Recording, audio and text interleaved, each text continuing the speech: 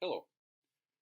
Out of all the activities that investor relations officers are involved in, annual meeting is probably the most visible, most time consuming.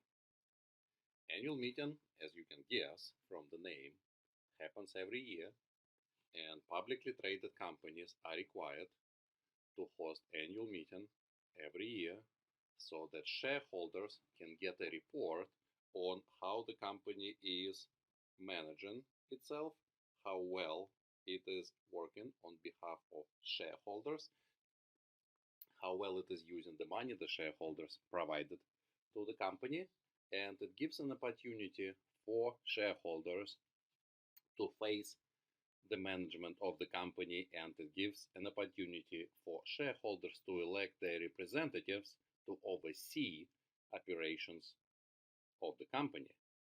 Specifically, at the annual meeting, shareholders elect board of directors. Board of directors are representatives of shareholders, that's why they're elected by shareholders, and they oversee the big picture activities of a corporation, including hiring and firing CEO or chief executive officer, I'm sorry, of the company.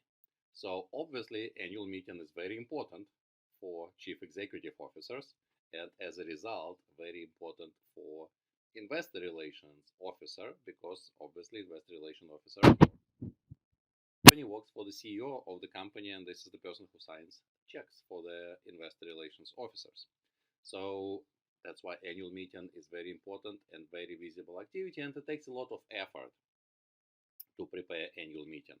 It's not just investor relations officers who work on annual meeting. It's a big team of people from a lot of different departments who prepare annual shareholders meeting. One of the most challenging tasks in preparing for annual meeting is identifying your shareholders. You would think a company should know who the shareholders are, but this is not the case, because shares every second.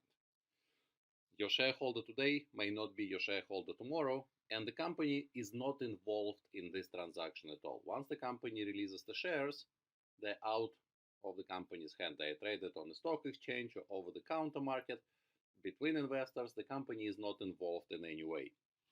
And so there are special agencies whose only job is identifying shareholders, conducting shareholder research, and preparing lists for the company on who the shareholders are.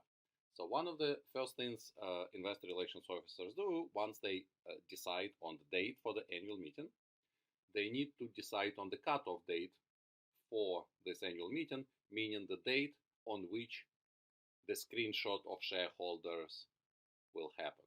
Because, as I said, it is possible that shares trade hands, not just every day, but every hour, every minute. And so it's important to decide a moment in time at which you will capture the snapshot of your shareholders, and then the job is to reach out to those shareholders. And once that's done, investor relations officers need to prepare three very important documents: annual report, a proxy statement, and a voting ballot. And I have an example of all three from Walmart company, but any corporation has to produce all three of them. So the first one is an annual report. And people who are not involved in investor relations, who don't necessarily know much about investor relations, they may have different perceptions of what an annual report is.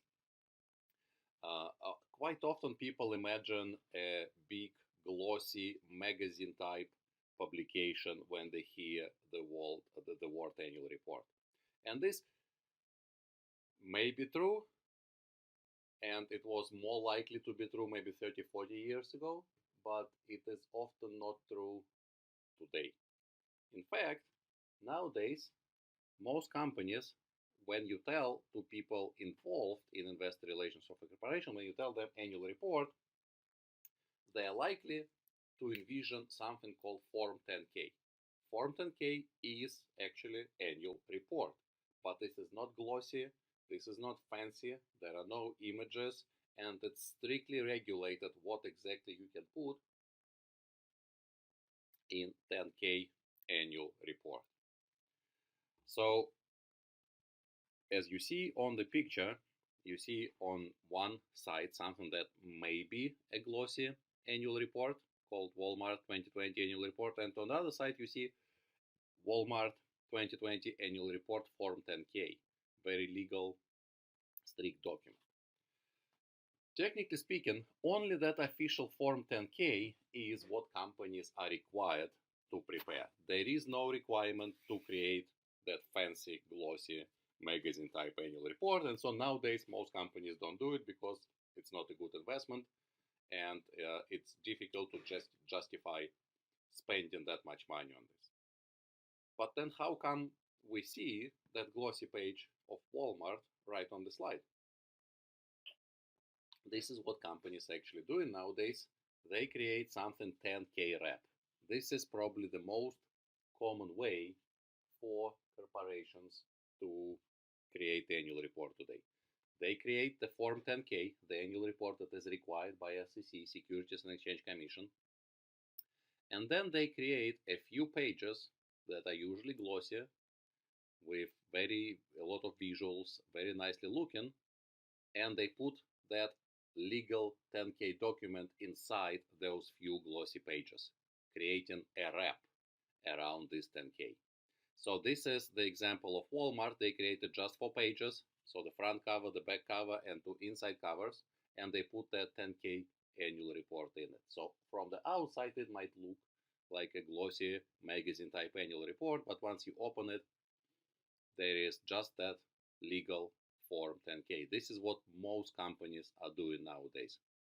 And investor relations officers are involved in creating both. They have to create the actual 10K document, 10K annual report that is required, and they have to create a nice glossy one that is the wrap part of the 10K annual report. It is very difficult to find a company that will create a whole separate annual report, just a glossy magazine type, without reusing 10K, without doing 10K wrap. And it's also not quite easy to find a company that would completely ignore the glossy part of it and just do the legal Form 10K, although there are companies that do that, and probably the most famous would be Apple Corporation, that doesn't bother creating the 10K ref. They just go with 10K as their annual report. So if somebody tells you the word annual report, you have to ask that person, what do you mean? Do you mean the annual report that is a legal required Form 10K, or do you mean annual report that is not required, that some companies voluntarily do for their shareholders?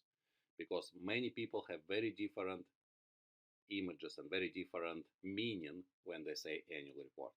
So this is document number 1. The second document you need to prepare is a proxy statement. And here is an example of Walmart proxy statement. It is also a legal document. There are a lot of regulations about what should be included in the proxy statement. However, this is forwarded. This is primarily designed for shareholders, and the company wants the shareholders to be happy and vote in a positive way. This is, in fact, where a company tells the shareholders how they recommend shareholders to vote on whatever issues need to be voted on. If you can see on the screen right here, you will see the items of business for the meeting, and you see that the company recommends, so the board of directors recommends to vote for this issue, for this issue, for this issue, and then against that issue, for example. And so for each of the issue that's going to be put forward for the vote, company needs to provide an explanation, provides the history, and so it's a many, maybe 100 pages, maybe more document where all the issues are explained. As I said, one of the important things that happens at the annual meeting is the vote for the board of directors. So every candidate for the board, there needs to be an explanation of the qualifications of that particular person and why that person would be a good representative for the shareholders. So this is more glossy, more fancy document because it's primarily designed for shareholders. Nowadays, most of these documents are delivered online, so it doesn't matter whether it's glossy or not. However, the law still requires that if a shareholder requests to be sent a paper copy of annual report or a proxy statement, the company must oblige and must send that information to the shareholder. And finally, the last document that must be created for the annual shareholder meeting is the voting ballot. This is where you're actually gonna vote on the particular issues. And as you can see, Walmart 2020 annual meeting, June 3rd, 2020, and you can vote as a shareholder on the particular issues that they are asking. And the issue number one is usually board of directors election. As you can see, 1A, 1B, election of director, and the shareholder can vote for, against, or abstain. And then all the other issues reporting on the impact of single-use plastic bags, approval of amendment to the share saver plan, report on supply antibiotics use standards, policy to include hourly associates and director candidates, and so on and so forth. And if you look closely, you will see that there is again, what does the board recommend to do? So board recommends voting against this. Board recommends voting against that. Board recommends voting for this. And then in the proxy statement, as I said, there is a detailed explanation of why the board recommends voting in a particular way. So here is the annual shareholders meeting and the three main documents that you would have to create as an investor relations officer for the annual shareholder meeting, including voting ballot, proxy statement, and an annual report, which nowadays most likely is going to be a 10K wrap. As I mentioned in the presentation, a shareholder can order a paper copy of the documents for the annual shareholder meeting if he or she so desires. And the company then would send an annual report, proxy statement, and the ballot to the shareholder in a paper form. And so this is the example of the document from the Walmart annual meeting. And this is how it actually looks. Here is that annual report that we looked at. As you can see, there is a wonderful glossy paper on the outside, but these are only 4 pages. The front cover, the inside front cover, the back cover, and the inside back cover. And inside, it's just the regular 10K annual report. So what they did is the 10K wrap, where they had the 10K on a regular cheap paper, and they wrapped it into 4 high quality glossy papers, where the investor relations department decided what is the most important information and what is the best way to represent the annual report of the company. See the key highlights for year 2020 on the inside front cover, and then on the inside back cover, the corporate and stock information, so general information about the company and the stock. And you can see there are charts, there are tables over here, dividends per share information. And then on the back is the balancing the interest of stakeholders, where they talk not just about shareholders but other stakeholders that are important for the company. So this is the annual report. Here is the proxy statement. This is not on glossy paper, it's on a very, very cheap paper, but here is what they prepared for the annual meeting. And see there are a lot of images here for the board of directors, different committees of the board of directors, then the financial information, graphs, charts, and so on and so forth. And then the actual ballot enabling a shareholder to vote on the whatever they need to be, whatever they decide needs to be voted on.